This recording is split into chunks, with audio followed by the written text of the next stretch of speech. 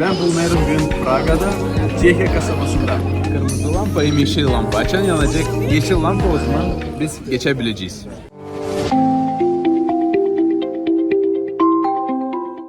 Davet, pozor, ol dikkat. Burada böyle söylerler. Ben bulunayım bugün Praga'da, Çehya kasabasında. Burada pek güzel yapılı evler eskiden var, çok anılmış taşlar. Buradan Yanguz hem de buradan Kafka. Bir pek anılmış yazıcı bütün dünyada.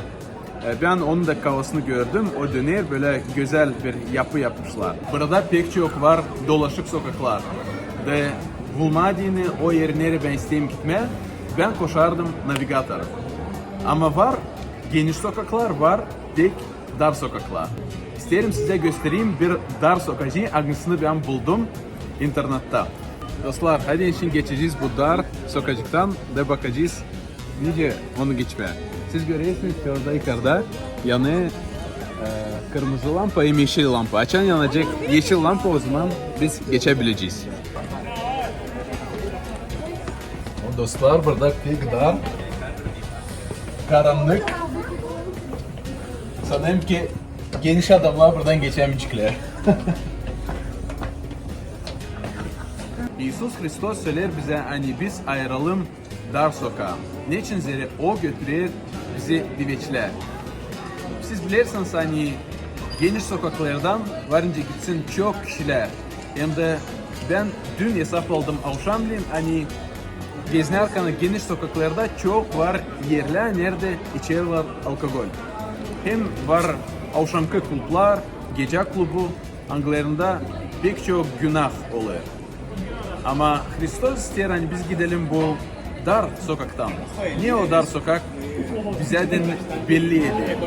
O belli yerde bize de onu hani biz lazım giderek bizim sokak yaşamasından bakalım bacakların altına düşünelim ne yoldan biz gideriz. Hem de düştüyseydik kalkalım da gidelim bile İsus Hristos'la ileri. Via Dolorosa bu da bir sokak hangisi bulunur İsrail'de. O da bir dar sokak değil bir geniş sokak. Ondan gitti İsus Hristos ölüme Golgofa'ya. Ölmediğini senin için hem benim için. O öldü orada ama o kalmadı ölüm tarafında. O dirildi. Ve biz için varınca söyleyelim hepsine hani Hristos dirildi. Sen kayılsaydın bu haberle yaz bize. Kayılım. Sen değilseydin kayıl bu haberle yaz hep bize hani değil kayılım bir mektup. Sen isterseydin öğrenmeye tazede Allah için, İsus Hristos için, inan için varınca yazarsın bize de biz sana yardım edeceğiz. Beğendiyseniz bu videoyu koy like, yolla onu başka dostlarına, hani başkası da görsün.